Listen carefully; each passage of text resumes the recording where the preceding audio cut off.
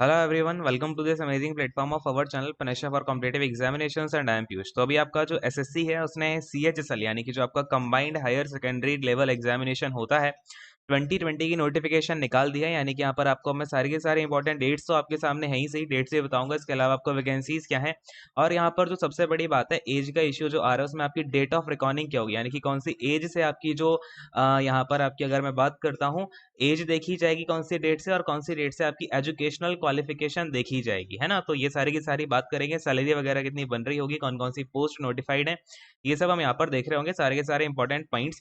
इसके अलावा अगर आपको कोई डाउट आता है तो नीचे आप कमेंट सेक्शन में अपना डाउट डाल देना, वो मैं आपको अलग से बता दूंगा, ठीक है ना। तो इंपॉर्टेंट पॉइंट्स मैं आपको यहाँ पर फटाफट से बताता हूँ। Date of submission of online application है 6 नवंबर से, ठीक है ना। और अगर मैं आपसे बात करता हूँ ये कब तक चलेगा, तो अगर इसका आपको फॉर्म अप्लाई करना ही है तो फटाफट से अभी जाके अप्लाई कर देना, क्योंकि बाद में बहुत ज़्यादा रश हो जाता है तो उसमें वेबसाइट फिर चलती नहीं है ना। Last date of receipt of online application आपकी 15 दिसंबर है। देन यहाँ पर अगर मैं पेमेंट की बात करूँ तो 17 है, लेकिन पेमेंट वगैरह सब कुछ आप कर ही देना, ठीक है ना। और आपका टीयर 1 जो होगा, ठीक है ना, यहाँ पर अगर मैं बात करता हूँ एग्जामिनेशन डेट की, तो वो है आपका 12 अप्रैल 2021, ठीक है ना। 12 अप्रैल से लेकर के 27 अप्रैल तक ये वाला एग्जामिनेशन आपका जो है चलेगा ना। यहाँ पर अगर मैं पे स्केल की बात करता हूँ, वैकेंसीज कौन कौन सी नोटिफाइड है, तो एलडीसी और जूनियर सेक्रेटरीट यानी कि जेएससी की जो वैकेंसी होती है, सैलरी इसकी बनेगी 19,900 से, यानी कि आपकी लेवल 3 में आ जाती है, ठीक है ना। लेवल नंबर 3 है ये आपका। और अगर मैं इन हैंड बात करूँ तो यहाँ पे आपकी लमसम वही आपकी 28 तक आती है हाथ में, ठीक है।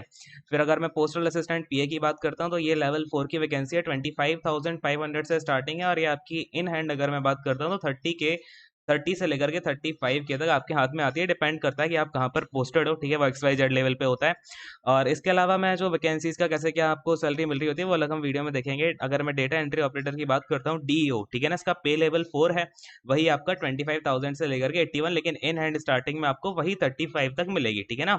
चलिए, तो इसकी बात करूँ लेवल 4 में आता है आपका, ये लेवल 4 में भी आता है, लेवल 5 में भी आता है, ठीक है ना। जो डीईओ होता है तो उसके अकॉर्डिंगली आपकी जो पे स्केल है वो वरी करेगी।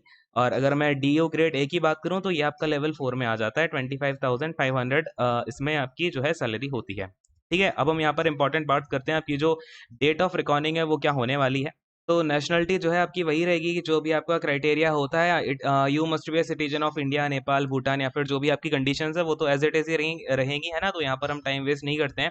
बाकी आपका ये एज रिलैक्सेशन है, फटाफट से हम यहाँ पे क्या बात करेंगे, डेट ऑफ रिकॉर्डिंग की बात करते हैं, है ना। तो ये रहा आपका date of recording, all right.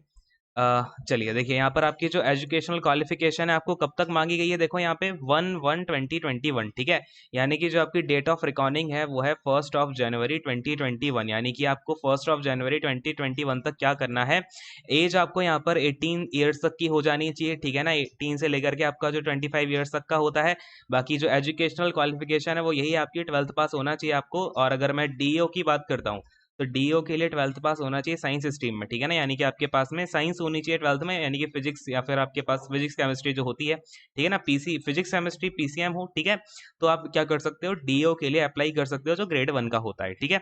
तो ये सारी की सारी बातें हैं, ऑल राइट। तो अगर मैं आपसे यहाँ पर और बात करता हूँ कि और आपके सामने क्या क्या कंडीशंस यहाँ पर दी गई हैं, तो एक बार हम फटाफट से देख लेते हैं। ये तो आपका बाकी फिजिकल थोड़ा सा हो जाएगा, जो आपका बीआरओ वगैरह की वैकेंसीज आती हैं, और सेंटर ऑफ एग्जामिनेशन वही रहेंगे जो आपके एसएससी वाले होते हैं, ठीक है ना। फटाफट से देखते हैं आपका यहाँ पर जो स्कीम है कंप्यूटर बेस्ड एग्जामिनेशन की वो क्या होने वाली है। तो इंग्लिश लैंग्वेज आपकी 25 क्वेश्चन होंगे 50 मार्क्स, और जनरल इंटेलिजेंस 25 क्वेश्चन 50 मार्क्स, और आपका क्वांटिटेटिव एप्टीट्यूड भी 25 क्वेश्चन 50 मार्क्स, एंड जीए भी 25 क्वेश्चन 50 मार्क्स, ठीक है ना।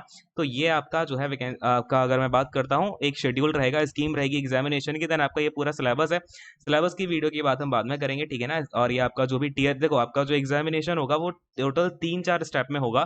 टीयर 1 में आपका ये हो जाएगा ऑब्जेक्टिव, टीयर 2 आपका डिस्क्रिप्टिव यानी कि रिटन होगा, टीयर 3 में आपका स्किल टेस्ट या फिर टाइपिंग टेस्ट होगा। देन अगर मैं बात करूँ स्किल टेस्ट होगा वो डीओ के लिए आपका अलग होगा, देन आपका जो एलडीसी है उनके लिए थोड़ा सा अलग होगा, ठीक है। तो ये सारी की सारी बातें हो गई। फिर आपका जो है डॉक्यूमेंट वेरिफिकेशन होगा एज अ पार्ट 4, और फिर लास्ट में आपको क्या मिल जाएगा, पोस्ट प्रेफरेंस देकर के आपकी यहाँ पर ज्वाइनिंग करा दी जाएगी। और फिर इसके बाद में अगर आपकी जो वैकेंसीज होती है ना, जैसे जो बॉर्डर रोड ऑर्गेनाइजेशन है बीआरओ में जो वैकेंसीज होती है उसके लिए क्राइटेरिया अलग है, उसमें आपको फिजिकल भी देना होता है।